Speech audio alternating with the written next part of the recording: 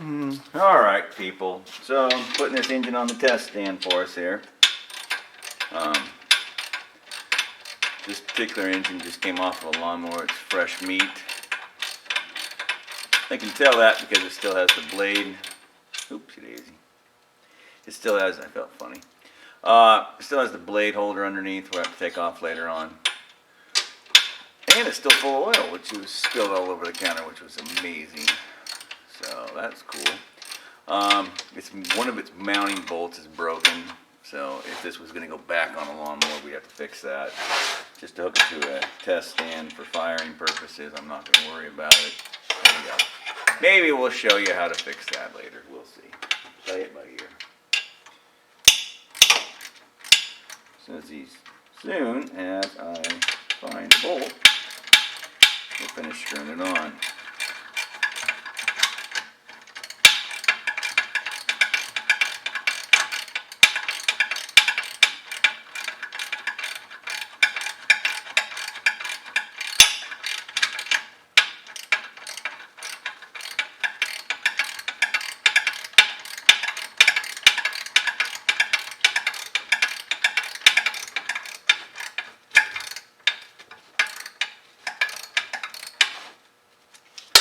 Alrighty, so we're going to be filling out the engine overhaul pre-checklist check sheet today.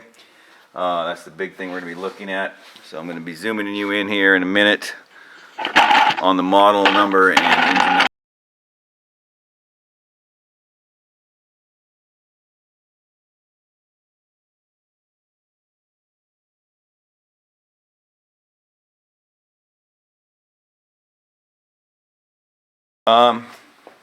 Make sure you make note of the fact, model number, the type, and the code number. Remember, this engine, the crankshaft runs this way. Okay, bottom of it is right here. Top of it sits right under here. On the checklist, it'll ask you for the cubic inch displacement, the date of manufacture. Those are all available from the numbers that you've gleaned above, the model number, the type number, and the code number. You might want to Google something to the effect of, when was my Briggs & Stratton engine made? Or, how many cubic inches displacement does my Briggs & Stratton lawnmower have? Those are some questions that you might want to ask the great Googly Moogly, and then it'll tell you, okay? Now, to go about this next thing, we're going to go ahead and we're going to test compression, okay? And we're also going to do a few things. Right now, we're going to look into the gas tank. We'd like you to make some notes of what you see in the gas tank. Wait for it. Ooh. Oh, come on, focus. Ooh, say now. Why does this gas tank look kind of, I don't know, what's the word I'm looking for? Orange, Mr. Groom. That's a good question. Ooh, it's kind of orange. I'll get a better picture for you later. Ask yourself why on earth my tank would be orange inside. Why on earth would it have that, well, weird look / feel to it in there? Ooh, there's some on my finger. Yeah. And what is that going to probably have done to my carburetor? Think through that, because later on, when we go to start this thing, clearly we have to clean the carburetor, clean out the fuel tank. We're also going to clean the carburetor later on. So just be aware of that. All right, I'm going to pause you for a second, and then we're going to get back on doing the compression test.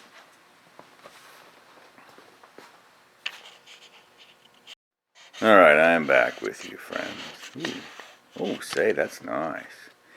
So, do the compression test. I'm going to go ahead and remove the spark plug wire. Go ahead and grab a spark plug socket, which I swear was just in my hand a minute ago. I'll use this one. It's not the one I was using, but that's okay.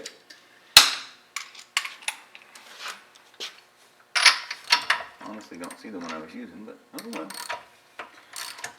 Freshman, I didn't put it away properly or something, who knows. We'll go ahead and thread in compression tester. Make sure not to cross thread it. And we'll take it in hand tight.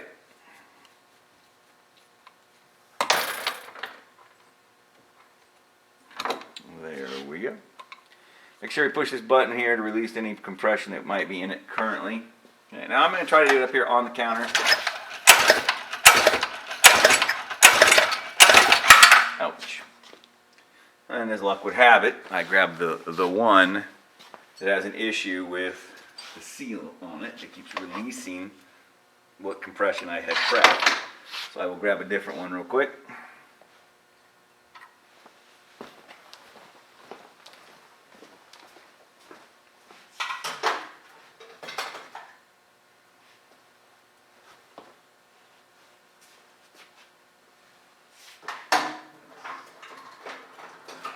That's not optimal.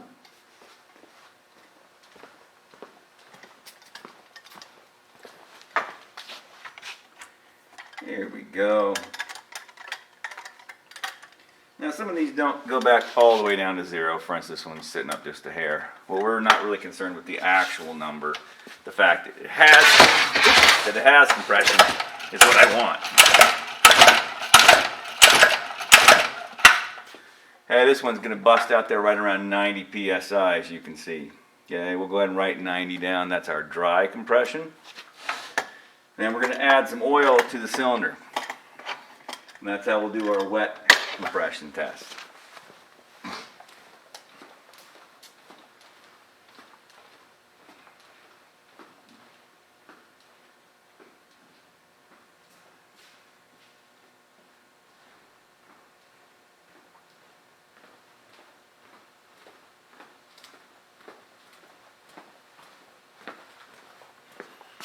We'll be using SAE 30 weight oil.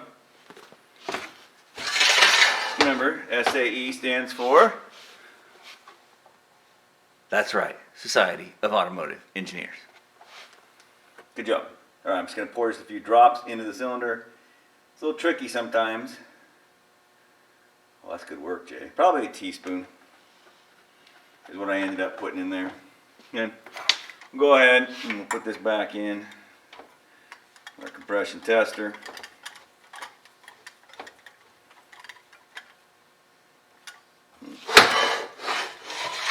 Cool. Make sure you push this button to release it. And then I'm going to hold on tight.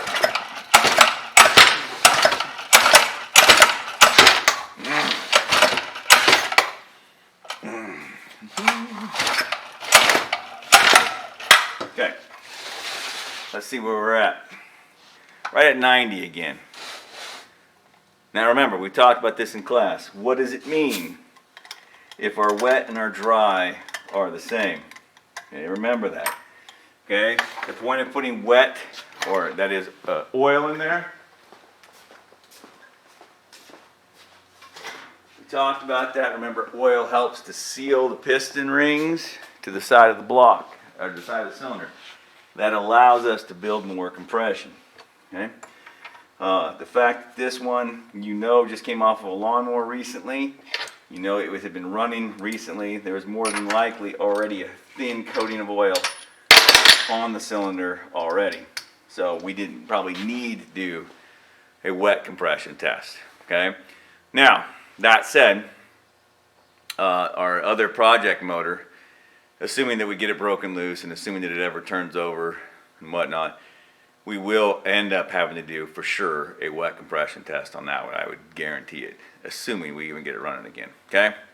Because it has been a long, long time since it has run, okay?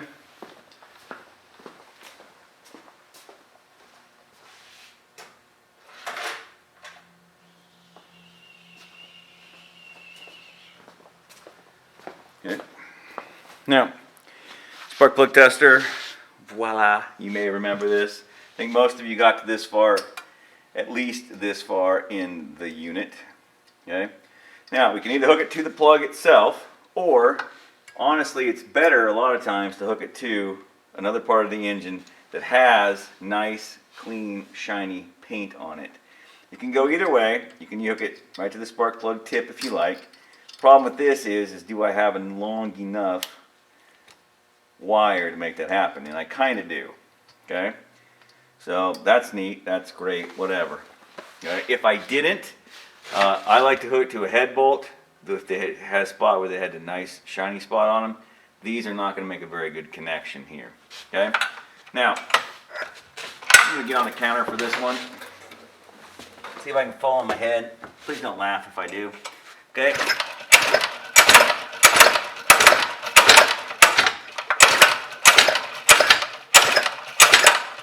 I'm not seeing any spark. Okay? We'll just make note of that. As of right now, our engine has no spark.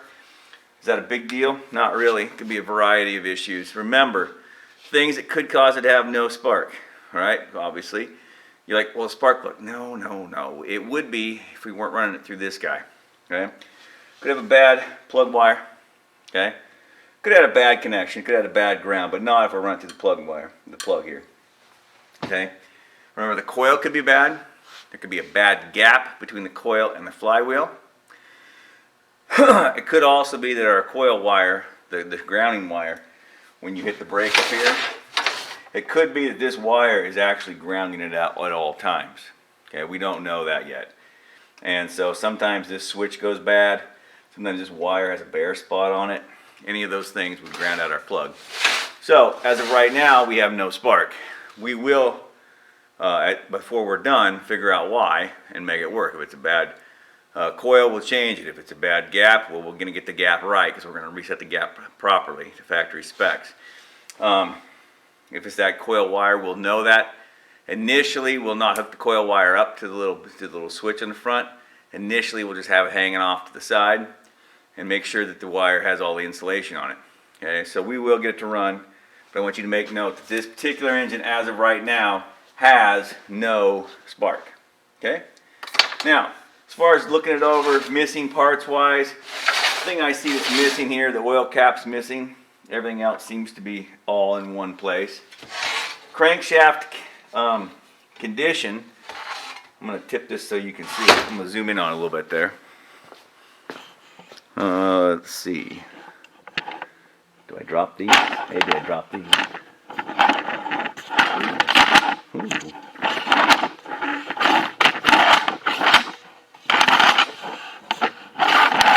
Cool. So there is our crankshaft. Push in on it a little bit more. Seems to be in pretty good shape. Again, it's a little rusty under there. So before we get done, we're going to have to take sandpaper and get all that rust off all the way up to the bottom of the case, which is going to take some doing, and I'll show you how that's done. We're going to use what's called emery cloth. We may also use a wire wheel on that, kind of speed the process up. Right there, if you look on right there, that is the keyway, that little hole right there. The keys feel nice and sharp. They're not wallered out. There's no damage on the shaft at all. Okay, shaft looks good. Visual inspection, everything looks fine on it. And the last thing that you need to look up, what is the oil capacity for this? Now, to do that, if you go on my website, my high school website, and you link on to the Briggs & Stratton repair manual, and then you look up on there, you can find, based on the model number, how much oil this takes. You need to make sure you include that in your quiz, quote-unquote, assignment for the inspection sheet. Make sure you get all the data you need, and this will be due, well, you look at the date and see when it's due. All right? Tomorrow we'll be putting out a sheet 1 teardown, and so on and so on and so on. So start paying attention to those.